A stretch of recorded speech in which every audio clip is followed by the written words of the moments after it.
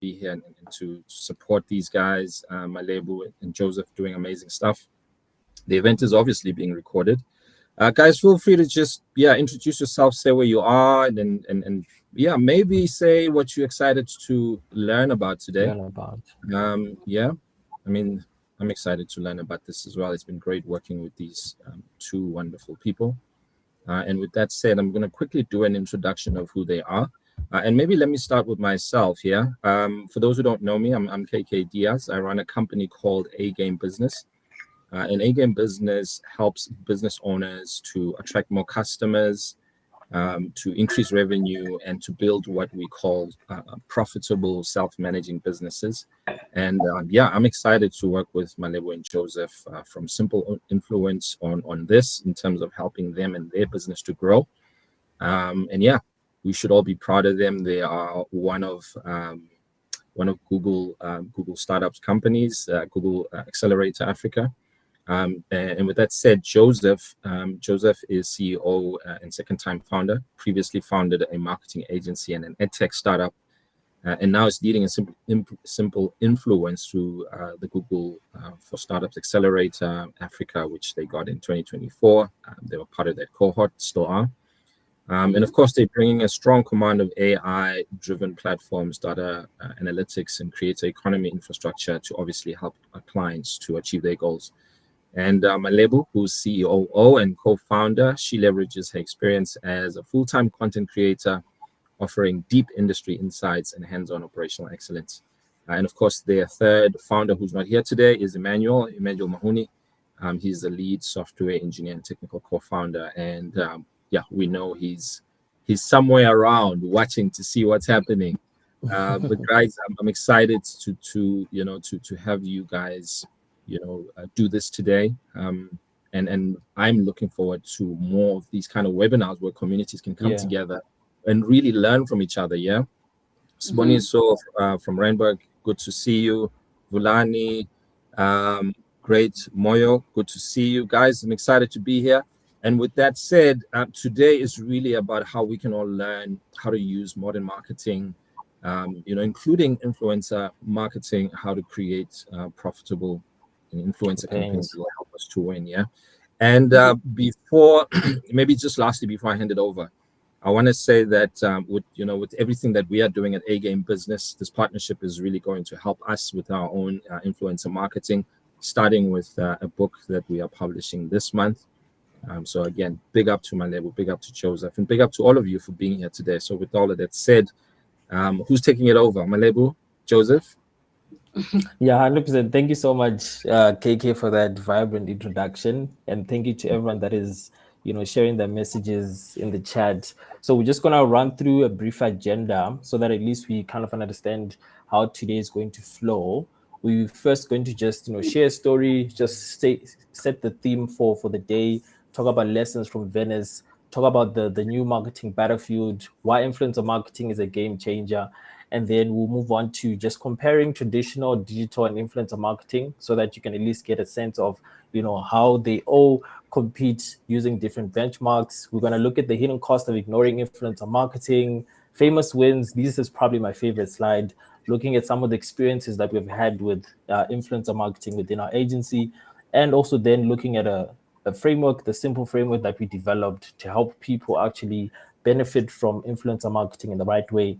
And then we'll talk about how we fit into your marketing stack, and then opening it up to Q&A. Is that okay for everyone? I'll be good to go. All good. Joseph, maybe just before you jump in, I want to just tell everyone, guys, if you have questions, please go ahead and slot them in. I will, of course, collate those questions and I'll ask the guys whenever we get a gap. We'll just wait until the end. We'll just see how the flow goes. But excited. All right. Without any further ado, I don't know if you want to say anything, Malebo. No. You guys are hogging the mic today.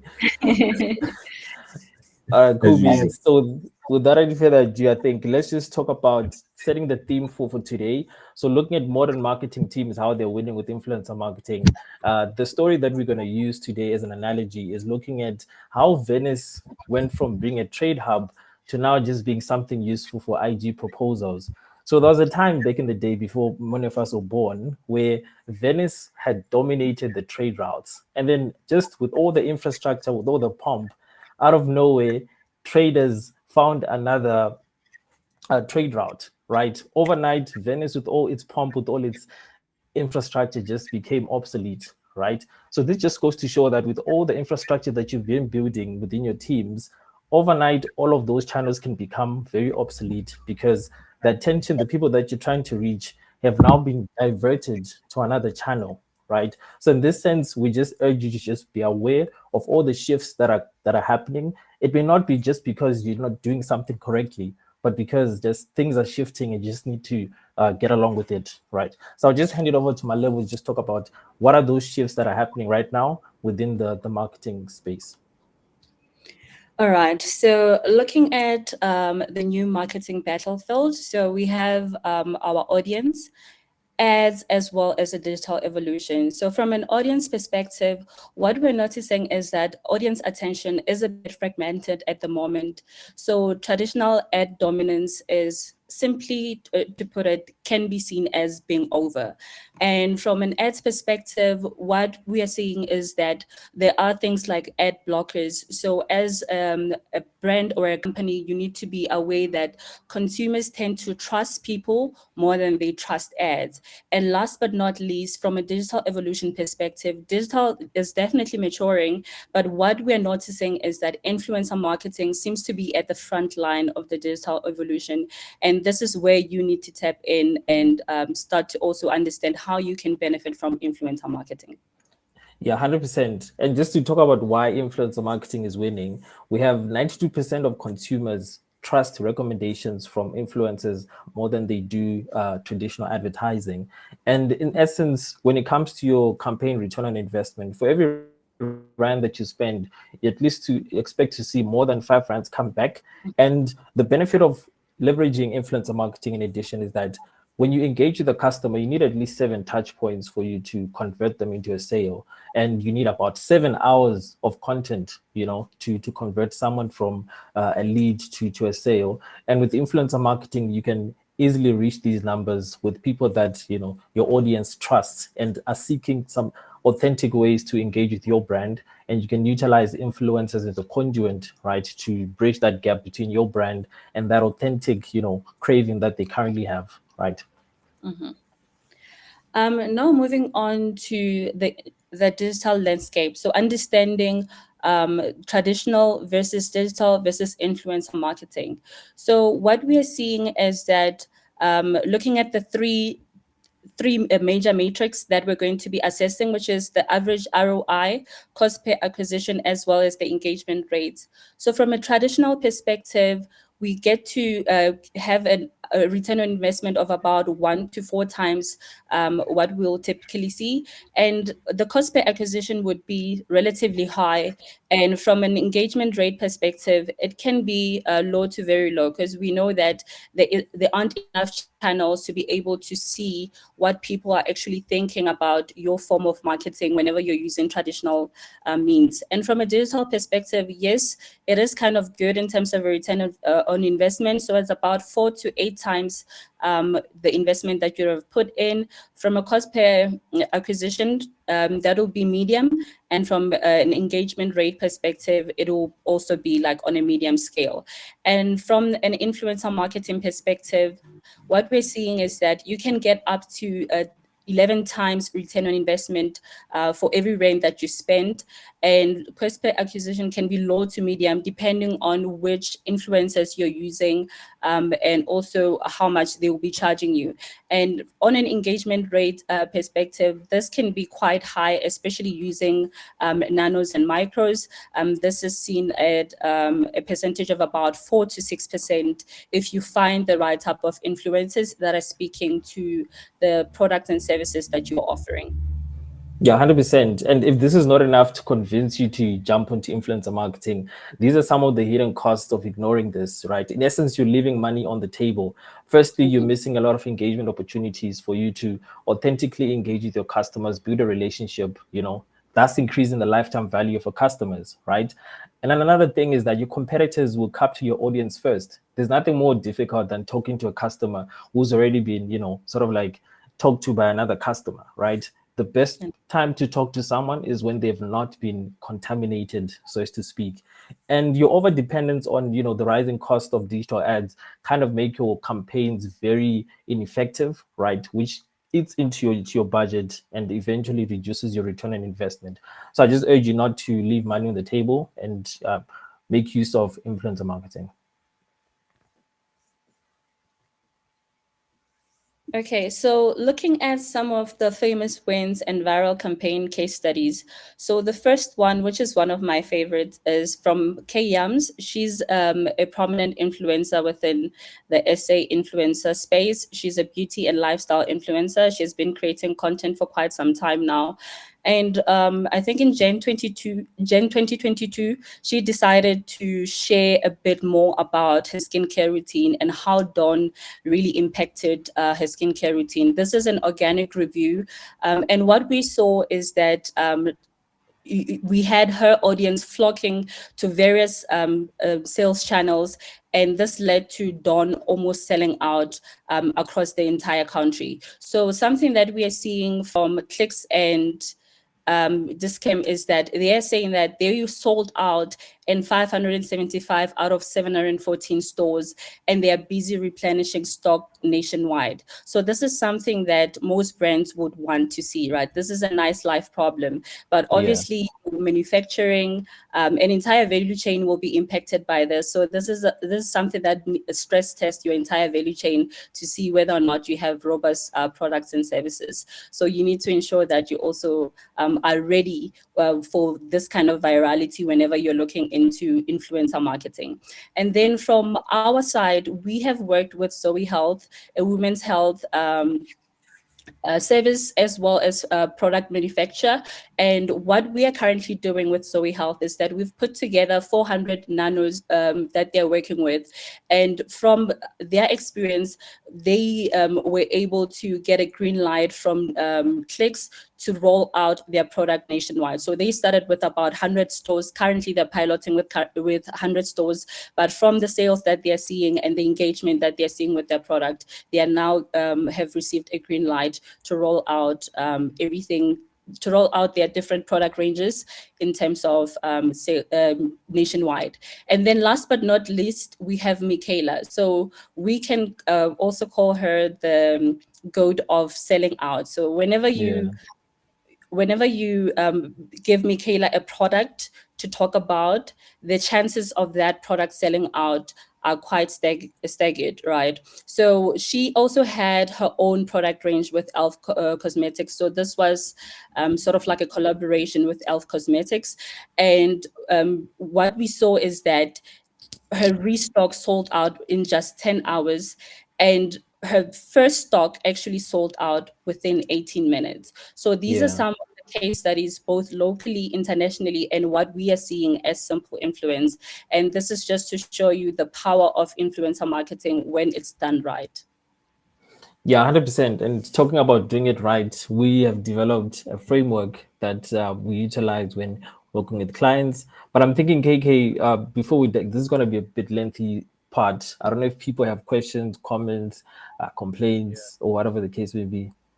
None so far, guys. If you've got any questions, because I already have a question. If you don't mind, I'm going to ask you guys one now while we wait and see if others have got questions.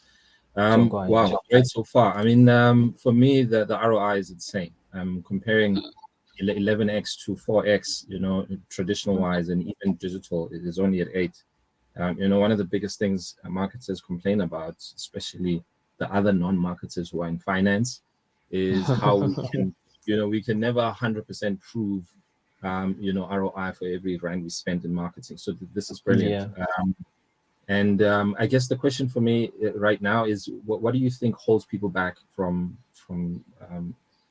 getting into influencer marketing? What's maybe top reasons why? I think it's just the trust, right? Once you kind of have a method that you've been utilizing that works, no one wants to risk their job in codes.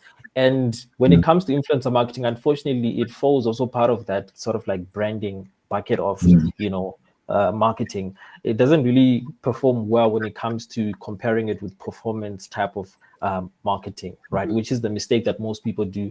They want to take influencer marketing and compare it directly with, your Google ads, your Facebook ads, not knowing that you on one part here, you sort of like, trying to build brand mileage within your audience, and then eventually, drive people to those performance channels, right? So that little disparity, not many people unfortunately have the risk appetite or even the budget to just ride it through, because once you get there, that's where you start to see those returns that we were talking about. It's not a thing of just plug and then tomorrow you're seeing 11x, like we talked about, 7 touch points, building that authentic audience, and then eventually it benefits all the other channels that you are kind of had set up. I hope that answers the question. Yeah, it does. Somebody just asked a question now, more of a comment, but I think it's a question. I can't really tell the full name. The person says, Adina, because we can see the name. Okay, great. I always thought that companies only make use of younger people. I'm assuming this as influencers, and I guess maybe you can touch on that. But on the same line, I guess, not just from an influencer being a young person, but the audience generally being what, Gen Y, Gen Z, Gen Alpha. Gen Alpha. That's I think that's even more expected, right? And expected because the influencers would then be older than the Gen Alphas. But when it comes to some B2B, you may find the influencers that are being used are much younger than the consumers of the product and services. And I think that's probably one of the things that, as Edwina mentions. I think to touch on that. Dynamics. Yeah, please. 100%. I think one thing that's usually also a misconception is that you don't throw away your marketing principles now because you're working with influencer marketing.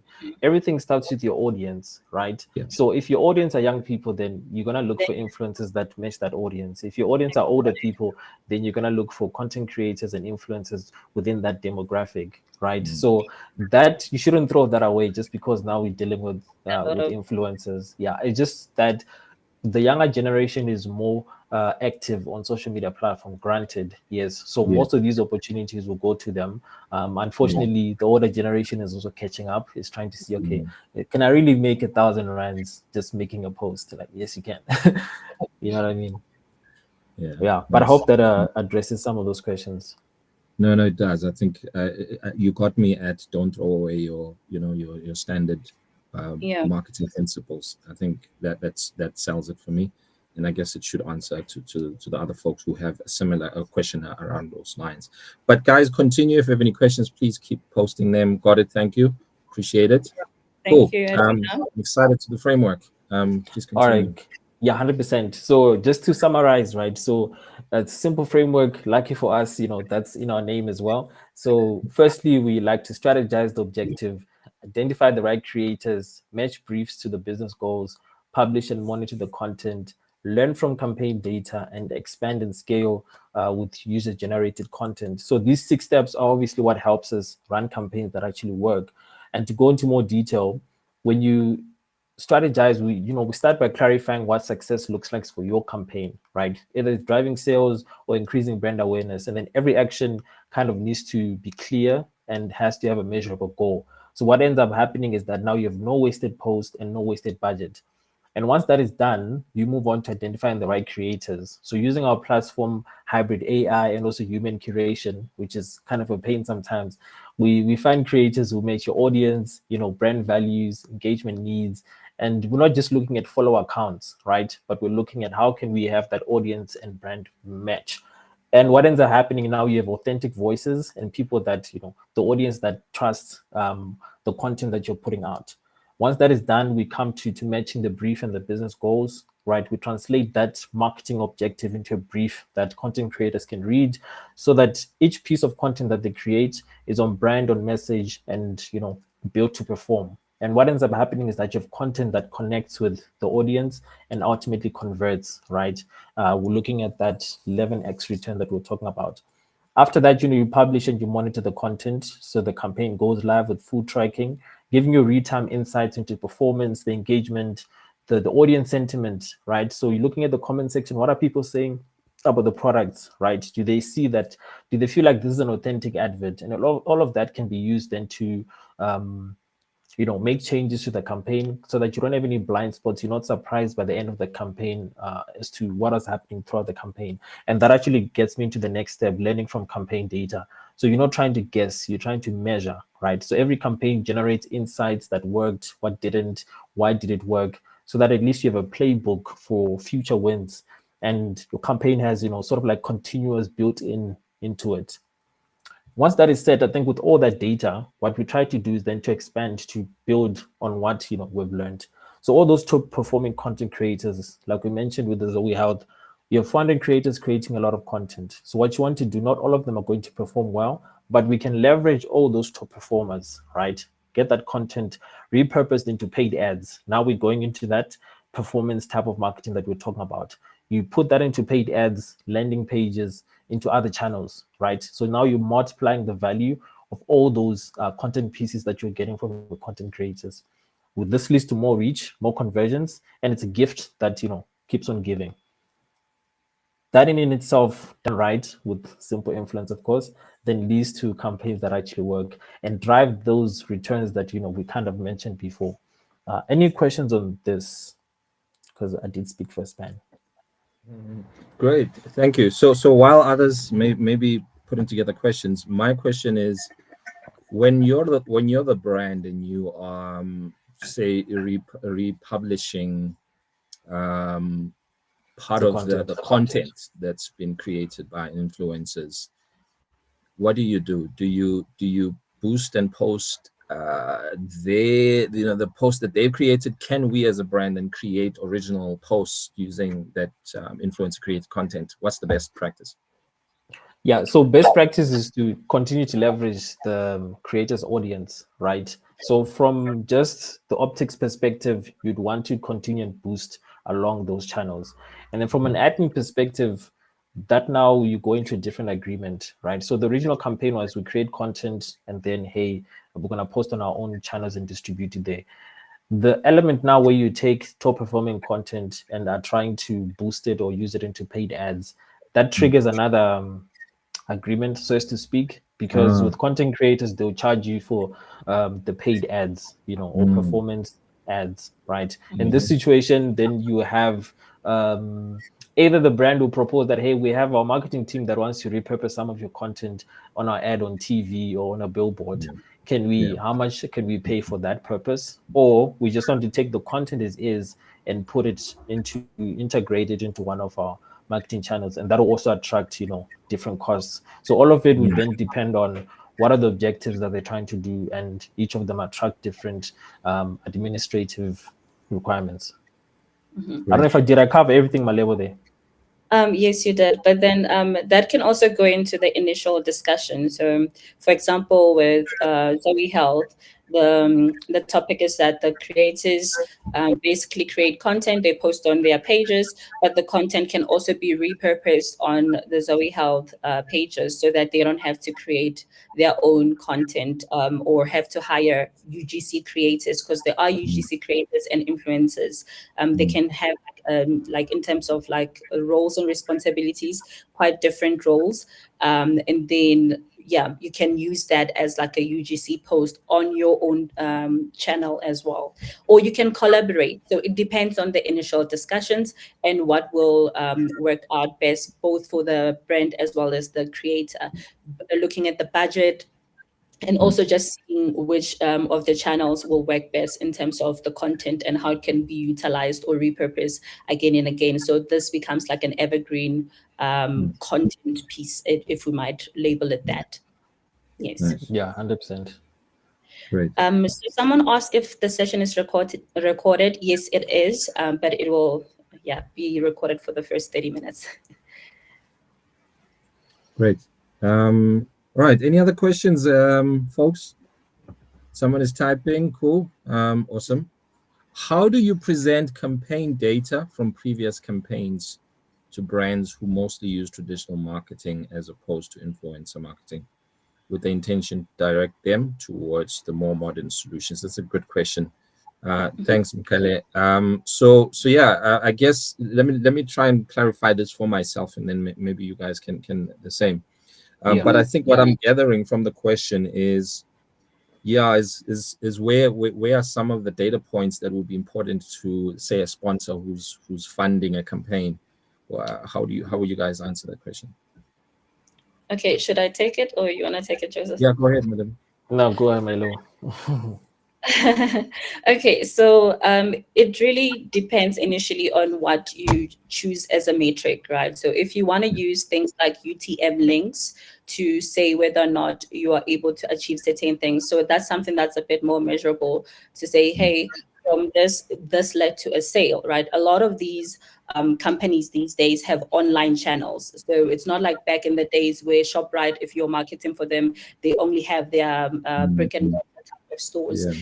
Currently have online sales channels that you can use. So most of the influencer type of work will then be integrated into those online channels. But we know that even with the physical channels, there's still going to be like people that go to these physical channels. So that will be a bit tricky because that will need things like, okay, there's a discount code or something which will need to be integrated within the store itself as well to say, hey, if you actually saw an ad from Malebo, for example, because I'm a content creator and I created content for ShopRite, then go to the store and do that. So that data will then be gathered and showed to the brand itself to say, hey, this is how we were able to do on a UTM link perspective, or just from like if it's the what is it called, brand awareness, then you can obviously just track the performance of the content piece itself to say, hey, here's the engagement rate. And then also with their own social media platforms, you can track it to say, was there growth in the followers, engagement, or any other metric that's important towards the campaign. As we said, the first part is strategizing the objectives. So once we have that, that will then inform a lot of the other things that we measure later on. Nice, thank you. I want to reflect back on what Malebo said in a more simple way. Is there anything you want to add, Joseph? You want to add anything to that? Not necessarily. I mean, with the whole starting with the objective, I think that what dictates which data you're going to give them. If the campaign is around brand awareness, then you want to show them that, hey, I have the eyeballs, right? If the campaign is a little leaning towards performance, you can say, hey, these are some of the links that, or at least the performance of some of the links in my bio or whatever the case may be. So depending on who you're talking to, they'll care about different things, but just gather all that data. And then once you know exactly what they want, you can categorize it to say, if you guys care about brand awareness, these are my metrics. If you care about engagement, these are the comments. If you care about conversions, this is how my links are performing or promo codes are performing. Well, collect everything. Nice. So again, I'm just going to simplify it for myself, and maybe one or two people might be able to actually understand it from that perspective. Let's call it traditional, for lack of a better phrase. I don't like to use the word traditional because I think it sends us far back than where we want to go, right? It takes us to pre-COVID. But essentially, if you are running a campaign, the standard stuff don't change, i.e., as Joseph and both Malebo said, what are you trying to achieve? Do you want more people to see your brand? So from a visibility perspective, are you just trying to increase visibility? Because then the views of the post and what's the other word for views? Reach, impressions, etc. Reach, impressions. Thank you.